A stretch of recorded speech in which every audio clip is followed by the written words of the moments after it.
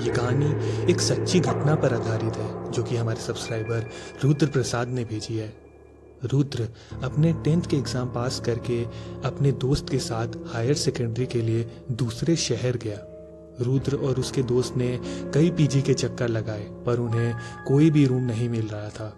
फिर वो एक पीजी में पहुंचे। वहाँ कोई रूम खाली नहीं था, सिर्फ एक रूम को छोड़कर, जिसमें एक लड़की ने सुसाइड करी थी। वो पीजी का मालिक उस रूम को देने के लिए राजी नहीं था, पर रुद्र के बार बार रिक्वेस्ट करने के बाद वो उस रूम को देने के लिए मान गया। एक हफ्ते तक उन्हें कुछ भी अजीब महसूस नहीं हुआ।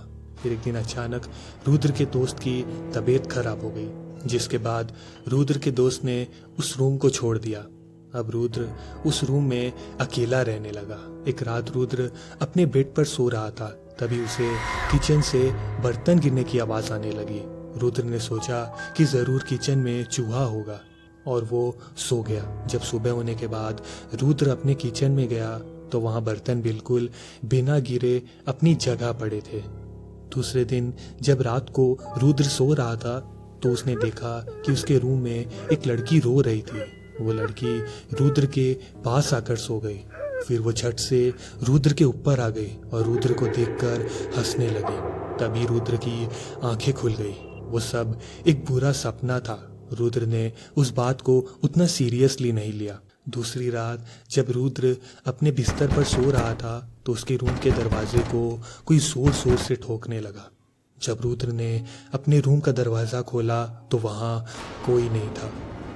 उस रात रुद्र के साथ ऐसा और 3-4 बार हुआ। फिर उसके बाद जब रुद्र वापस से सोने की कोशिश करने लगा तो उसके दरवाजे को कोई फिर से पीटने लगा। इस बार दरवाजे के बाहर से किसी के रोने की आवाज़ आने लगी। वो रोने की आवाज़ सुनकर रुद्र की हालत खराब हो गई। फिर भी रुद्र ने हिम्मत करके दरवाजे को खोला तो वहाँ कोई भी नहीं था। उस रात रुद्र नहीं सोया। दूसरे दिन वो जब अपने कॉलेज से घर लौटा तो उसे वो लड़की वापस अपने सपने में दिखी। वो लड़की उसे देखकर हंसे जा रही थी।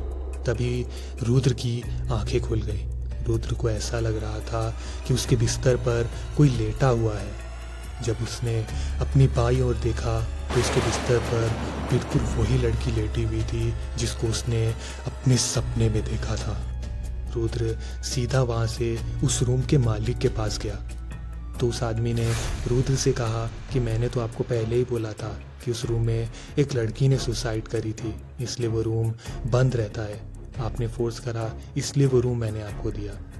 फिर रुद्र ने अपने एक मुस्लिम दोस्त को ये सारी बात बताई तो उस लड़के ने रुद्र को अपने पापा से मिलाया। उन्होंने रुद्र को एक ताबीज़ दिया और रुद्र के रूम में आकर प्रे करा, जिसके बाद रुद्र अपने कॉलेज ख़त्म होने तक उसी रूम में रहा, पर वो लड़की उसे कभी नहीं दिखी।